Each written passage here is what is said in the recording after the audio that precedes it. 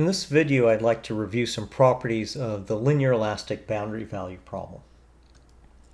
And there are three of them that I'd like to go over. One is uniqueness of the solution, the property of superposition, and something known as St. Venant's principle. So these are three properties that help us when we go to solve problems that are associated with linear elasticity. So first, let's talk about uniqueness. And let's start with an aside known as Clapeyron's theorem. So if I start with the equilibrium equations, divergence of the body force is equal to 0, I can obviously multiply that equation by the displacement field and integrate over the body, and it's still going to be equal to 0. Let me go ahead and use a little bit of product rule of differentiation to rewrite the term divergence stress acting on the displacements into two terms here. So I have these two terms, and then the body force term just comes down along there. Now I can use the divergence theorem on the very first term here, so sigma ij ui, quantity derivative with respect to xj. That becomes the traction on the boundary acting on the displacements, so integrated over the boundary.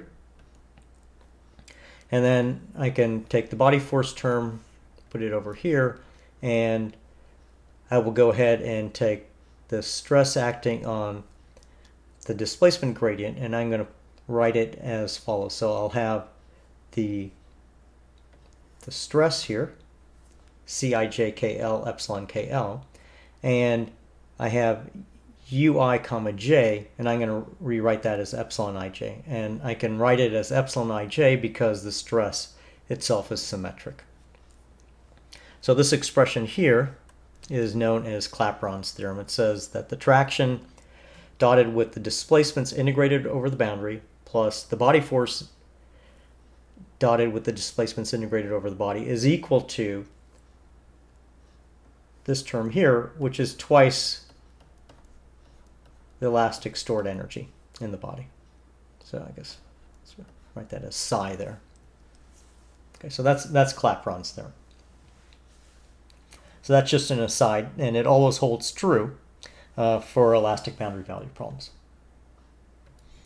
So we want to talk about uniqueness. So let's suppose that there exists two solutions, u1 epsilon 1 sigma 1 and u2 epsilon 2 sigma 2 to the same boundary value problem. So what I mean by same boundary value problem is they are two solutions for the exact same imposed boundary conditions on the exact same body. And what I really want to show is that these two solutions are actually equal to each other. So let me define the difference solution. So I'll denote that with a subscript d here. And so ud will be epsilon 1 minus epsilon 2. Epsilon d will be the difference of the two strains. And sigma d will be the difference between sigma 1 and sigma 2. Now, let's observe that if I have these definitions, then epsilon d is equal to the symmetric gradient of ud, and the divergence of sigma d will be equal to 0, and sigma d will be equal to c epsilon d. So these difference fields, they actually in a way satisfy the three equations that I normally associate with a boundary value problem. The particular thing about this boundary value problem is that the difference solution doesn't have any body force associated with it. So BD, if you will, is equal to 0. And the boundary conditions that are associated with this difference field are that UD is equal to 0 in S1. And that's because U1 and U2 have to be equal to the same U hat on S1. So when I take their difference, I get 0. And sigma dn is also equal to 0 on S2. And that follows because the traction field due to sigma 1 is equal to the traction field due to sigma 2 on S2. So t hat minus t hat is equal to 0. So this difference field, the UD epsilon d sigma d, is a solution to a boundary value problem. It just has no body force, and it has 0 displacement boundary conditions and 0 traction boundary conditions. And so what I'm going to do is I'm going to apply Clapeyron's theorem to this difference solution. So let me write out Clapeyron's theorem. So the integral over the surface of the body, I'm going to break it up into two parts, S1 and S2. So I have the integral on S1, the integral on S2. I have the integral over the body of the body forces, and I have the integral over the body of twice the strain energy density. So first of all, UD is equal to 0 on S1, so that first integral will go away. TD is equal to 0 on S2, so the second integral will go away. And BD is equal to 0, so the third integral goes away. Now, note that the strain energy density is positive definite, so it's always going to be a number greater than 0. And I'm integrating that over the body, and it's necessarily equal to 0. So the only way for this to be true is for epsilon d to be equal to 0. So if epsilon d is equal to 0, that tells me that epsilon 1 equals epsilon 2. So we have uniqueness of the strain field. Well, if epsilon d is equal to 0, then sigma d has to equal 0 by the constitutive relation, which then tells me that sigma 1 is necessarily equal to sigma 2. So I have uniqueness of the stresses also. Now, UD is going to be at most rigid because epsilon d is equal to 0, so the strains are 0 for rigid motions. So the strains being 0 tells me that UD can be rigid. But if I have, in the typical case, I'll have some boundary conditions on S1, and they will actually force U1 to equal U2 then. So in most cases, we will also get uniqueness of the displacements, though that's not always guaranteed. What is guaranteed, though, is that the difference field is at most a rigid body motion. So uniqueness is one super important property of linear elastic boundary value problems. And one place that helps us out quite a bit is that solutions to linear elastic boundary value problems can be rather involved. And one always is wondering whether one has the complete solution to the boundary value problem. And what uniqueness tells us, or this property of uniqueness tells us, is that if we have a solution, well, we have the solution because the solution is unique. Okay, so that's one thing that helps us with elastic boundary value problems. Let's go ahead and look at the second two properties here, superposition and St. Venant's principle. So superposition. So suppose I have a body B, and we have the displacement and traction parts of the boundary. And let's suppose I've been given a body force field, a traction field, and a set of displacement boundary conditions. So B1, T1 hat, and U1 hat. And I know the solution, U1, epsilon 1, sigma 1, for these boundary conditions. Now, suppose I have a second set of boundary conditions. So body forces over the same body, we'll call them B2. And now on S2, I'll have a different set of tractions, let's say T2 hat. And on S1, I'll have a different set of displacement boundary conditions, which I'll call U2 hat. So there's U2 hat, and I have T1 hat, or T2 hat. And they differ from the original ones, T1 hat and U1 hat, but they're acting over the same parts of the boundary, and that's really important. And for the second set of boundary conditions, I'll have a second displacement field, strain field, and stress field. So if I add these fields up together and define a U, an epsilon, and a sigma, just simply by summing the solutions to the individual problems, then the sum solution actually is a solution to the boundary value problem where I sum the body forces, I sum the surface tractions on S2, and I sum the imposed displacements on S1. So this is the notion of superposition. It tells you that if you have two solutions, you can just simply add them together, and they are the solution to a problem where you've added the boundary conditions together. The proof is relatively straightforward. So if we look, for instance, at the divergence of sigma, I'd like to be able to show that it's equal to b1 plus b2. So, well, the divergence of sigma is the divergence of sigma 1 plus sigma 2. But the divergence of sigma 1 is b1, and the divergence of sigma 2 is b2. So the divergence of sigma is equal to b1 plus b2, which then results in it being equal to b. If I look at the symmetric gradient of u, by definition, it's a symmetric gradient of u1 plus u2.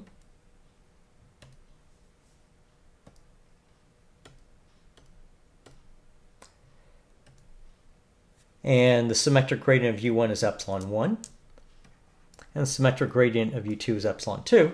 So those, by definition, then are epsilon. So the symmetric gradient of u is, in fact, epsilon, which we need to have happen. And we also know that sigma is equal to sigma 1 plus sigma 2.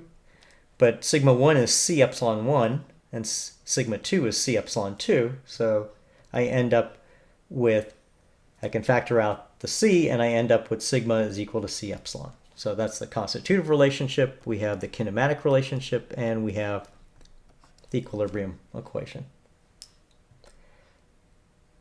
So those are all satisfied by my fields that I've defined here just simply as the sum of the two solutions I started with. And now I just have to check the boundary conditions. So on S1, well, u is equal to u1 plus u2, so I'm automatically going to have on S1 that u1 is u1 hat and u2 is u2 hat. So that's going to sum up to give me u is equal to u hat on S1. On S2, if I look at sigma n, that's sigma 1 plus sigma 2 acting on n. But that's just going to be t1 hat plus t2 hat. So, well, that is simply t hat.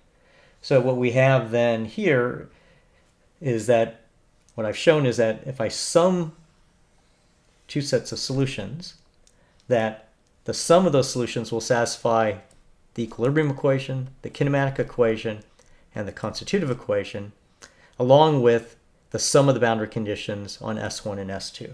So it allows me to add two solutions together to get a third solution. It's really important that the tractions be defined on the same part of the boundary and the displacements be likewise imposed on the same part of the boundary. If you have those two conditions satisfied, then you can add the solutions together.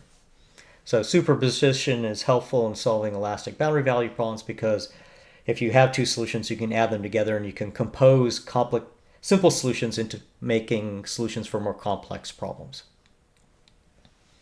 Okay. The last property that I wanted to talk about was St. Venant's principle. And this principle is defined via the notion of statically equivalent loadings. So let me go ahead and define that first. So suppose I have a body B, and let me look at a region of the surface I'll call S. And over S, I want to consider some type of traction distribution I'll call T. So we have T hat acting over a part of the boundary S. Now, the resultant force that's related to T hat is just simply the integral of T hat over S. So this is a definition here. And let me define the resultant moment of T hat, which I'll call mres, which is just simply the cross product of the position vector to the traction relative to some reference point. And I just have chosen as my reference point the origin of whatever coordinate system I'm working with. So, but that's completely arbitrary. I could change that to any other point in the domain. So Fres and Mres are the resultant force and the resultant moment associated to T hat. Now, two traction distributions, T1 hat and T2 hat, are considered to be statically equivalent if they have the same resultant force. So Fres1 equals Fres2. And they have the same resultant moment. So Mres1 equals Mres2. So if you have those two conditions, so if you have this condition and this condition, then we say that T1 and T2 are statically equivalent. Okay. St. Venant's principle itself tells me the following. It says that the displacement, strain, and stresses generated by two statically equivalent traction fields, T1 and T2, are going to be the same, sufficiently far from the support of T1 and T2. So by support of T1 and T2, I just mean the region where T1 and T2 are non-zero. And so if I have a body and maybe I've applied T1 on part of the boundary, and then I go in and I apply, let's say, T2 over a wider part of the boundary, then as long as I am a certain distance away from this entire region, so I somehow get a little bit away from it, then out sufficiently far from where the traction distributions are non-zero, then the solutions to those two traction distributions for U1, epsilon, sigma will actually give me the same fields. Okay, but what's required though is that they be statically equivalent to each other. Okay, so if T1 and T2 are statically equivalent to each other, then when I get out in this region here, I will have the same solution. And where St. Venant's principle really helps us in solving elastic boundary value problems is that sometimes it's relatively easy to come up with a solution to one distribution of tractions, and you can transfer that to all statically equivalent distributions of tractions that maybe are more complicated. So for example, suppose I have a bar and it's relatively easy to find the elasticity solution to a uniform load, but if I have some more complicated load, let's say I have a load that looks complicated on the end here,